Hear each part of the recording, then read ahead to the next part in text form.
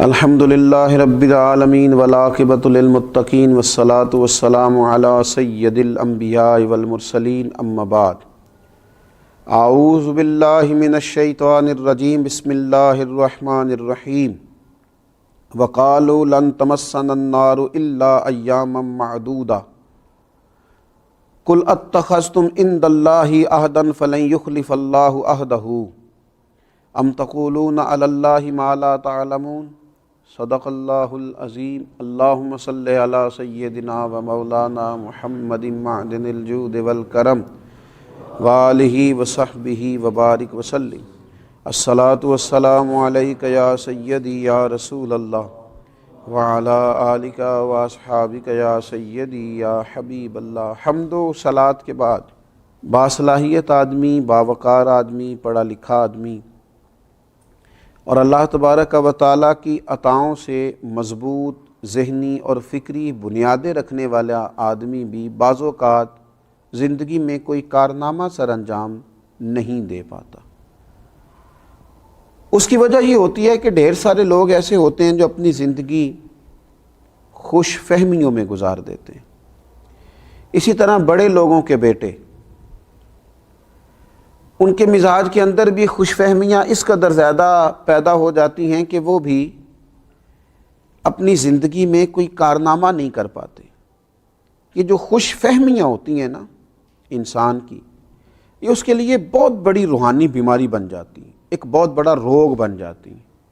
خود بخود کچھ لوگ اپنے لیے کچھ چیزوں کا تعین کر لیتے ہیں، کچھ معاملات طے کر لیتے ہیں کہ یہ فلاں چیز میرے پاس الحمدللہ موجود ہے، اور خوش فہمی ایک بہت بڑا حجاب بن کر آنکھوں کے سامنے آ جاتی۔ اور جس دور میں میں اور آپ رہ رہے ہیں، اس دور میں تو ڈھیروں لوگ ہیں جو خوش فہمیوں کا شکار ہیں۔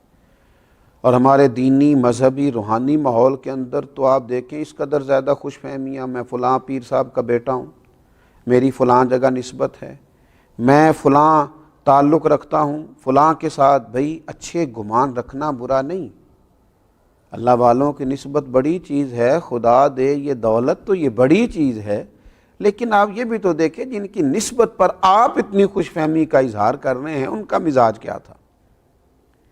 وہ کبھی کسی خوش فہمی کا شکار نہیں ہوئے، بلکہ انہوں نے ہمیشہ کوشش کی کہ جد و جہد کریں، اعمال صالحہ جمع کریں، اللہ تبارک و تعالیٰ کی رضا والے کام کریں، صبح و شام اپنا محاسبہ کریں، اپنے آپ کو اس قابل بنائیں کہ اللہ تبارک و تعالیٰ رحمت فرمائے اور رب کی رحمت متوجہ ہو اور ان کے لیے اللہ تعالیٰ جنت کا فیصلہ فرمائے۔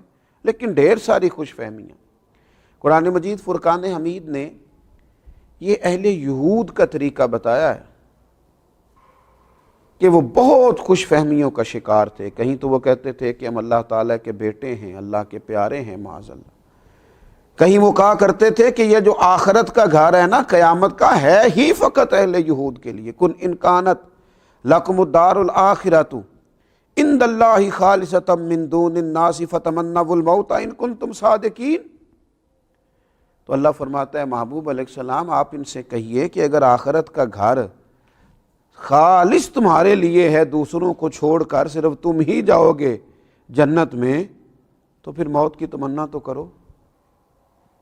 مرنے کے بعد ہی جانا ہے نا تمہیں جنت میں، تو تمنا تو کرو ان کنتم صادقین، اگر تم سچے ہو۔ لیکن ہرگز کبھی موت کی تمنا نہیں کریں گے، کیونکہ انہیں پتہ ہے انہوں نے آگے کیا بھیجا ہوا ہے، تمنا نہیں کریں گے۔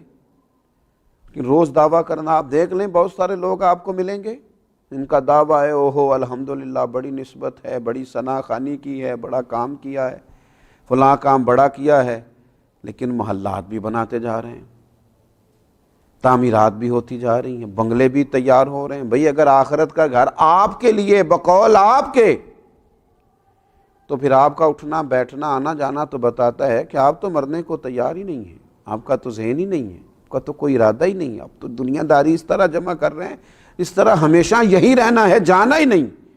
خوش فہمیوں سے باہر آیا جائے اور خوش فہمیوں کے خواب سے آنکھیں کھول لی جائیں۔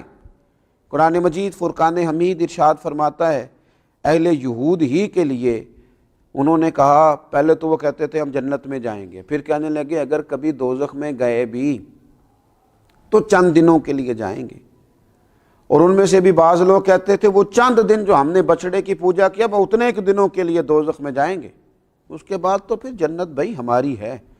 تو رب فرماتا ہے وَقَالُوا لَن تَمَسَّنَا النَّارُ إِلَّا أَيَّامًا مَّعْدُودًا، انہوں نے کہا ہمیں دوزخ کی آگ نہیں چھوئے گی بلکہ گنتی کے چند دن، بس گنتی کے تھوڑے سے دن دوزخ میں جائیں گے۔ قُلْ أَتَّخَذْتُمْ عِندَ اللَّهِ عَهْدًا فَلَن يُخْلِفَ اللَّهُ عَهْدَهُ، آپ ان سے فرمائیے کیا تم نے اللہ کے پاس سے کوئی عہد لیا ہے؟ اگر تو تم نے کوئی وعدہ لیا ہے اللہ سے تو پھر تو اللہ تعالیٰ اپنے وعدے کی مخالفت نہیں کرے گا۔ ام تقولون علی اللہ ما لا تعلمون، یا تم اللہ کے متعلق کوئی ایسی بات کہتے ہو جو تم جانتے ہی نہیں، بلا وجہ کی خوش فہمیوں میں مبتلا ہو۔ خوش فہمیوں میں کبھی مبتلا نہ ہو، زندگی حقیقت پسندانہ گزاریں، من آنم کے من دانم، چومتے رہیں لوگ آپ کے ہاتھ، لگتے رہے آپ کے نعرے، چھپتے رہیں آپ کے اشتہار، ہوتی رہے آپ کی تعریفیں، نہ آپ کبھی کسی خوش فہمی کا شکار نہ ہو۔ من نانم کے من دانم، آپ جو ہیں اس کا آپ کو پتہ ہونا چاہیے، آپ کے سجدوں میں کمی نہ آنے پائے، آپ کے استغفار میں کمی نہ آنے پائے، آپ اپنے رب کو راضی کرنے میں کبھی کسی سستی کا اظہار نہ کریں۔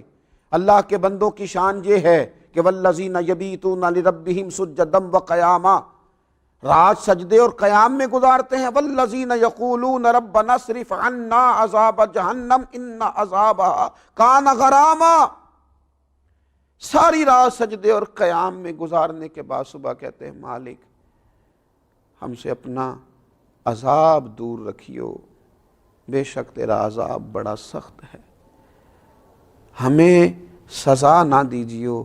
اور راتی ساری کر کر زاری، نیند اکھاں تھی توندے، تے فجرے اوہی گناہگار کہاون سب تو نیویں ہوندے۔ خوش فہمی میں مبتلا نہیں۔ امیر المومنین، خلیفۃ المسلمین، پیکر صدق و صفا، پیکر شرم و حیا، داماد مصطفیٰ صلی اللہ تعالی علیہ وسلم، حضرت سیدنا عثمان غنی رضی اللہ تعالی، کئی بار میرے نبی پاک علیہ السلام نے فرمایا عثمان جنتی ہے، عثمان جنتی ہے، عثمان جنتی ہے۔ پر حضرت عثمان غنی جب کسی قبر پہ کھڑے ہوتے تو اتنا روتے کہ داڑھی مبارک آنسوؤں سے بھر جاتی۔ غلام عرض کرتا حضور کئی دفعے جنت کی بشارت پانے کے باوجود آپ کا یہ حال ہے؟ تو فرماتے تمہاری بات درست ہے، میرا یقین بھی کامل ہے کہ مجھے میرے رسول پاک علیہ السلام نے جنت کی بشارت دی ہے، پر جس محبوب نے وہ بشارت دی انہی نے فرمایا تھا کہ آخرت کی منزلوں میں سے، قیامت کی منزلوں میں سے پہلی منزل قبر ہے۔ جو یہاں سے کامیاب ہو گیا وہاں بھی ہو جائے گا، جو یہاں ناکام ہو گیا وہاں بھی ناکام ہو، لہذا ڈر آتا ہے، خوف آتا ہے، کہیں اللہ تبارک و تعالی ناراض نہ ہو جائے، خوف آتا ہے۔ یہ ہے خوش فہمیوں سے نکل جانا، حقیقت پسندانہ زندگی گزار۔ یہ روگ ہے بہت بڑا، بڑے سارے لوگ ہیں بڑا کچھ بن گئے، میں ٹیچر ہوں، میں بزرگ ہوں، میں قاری صاحب ہوں، میں علامہ صاحب ہوں، میں پیر صاحب ہوں، میں استاد صاحب ہوں، میں فلاں صاحب ہوں، بن گئے بس ٹھیک ہے بن گئے۔ یہ خوش فہمی ہے، اس سے آگے بھی تو دیکھے نا۔ اور پھر اگر تیرے پاس کوئی نیکی ہے تو تیرے پاس کیا گارنٹی ہے کہ اس کی بارگاہ میں وہ قبول بھی ہے کہ نہیں؟ جو رب کے بندے تھے وہ تو قبولیت کے لیے ترستے رہے، ساری زندگی دعائیں مانگتے رہے کہ کریم تو قبول فرما لے۔ تو خوش فہمیوں کے جنگل سے باہر آئیں، حقیقت پسندانہ زندگی گزاریں۔ اللہ تعالیٰ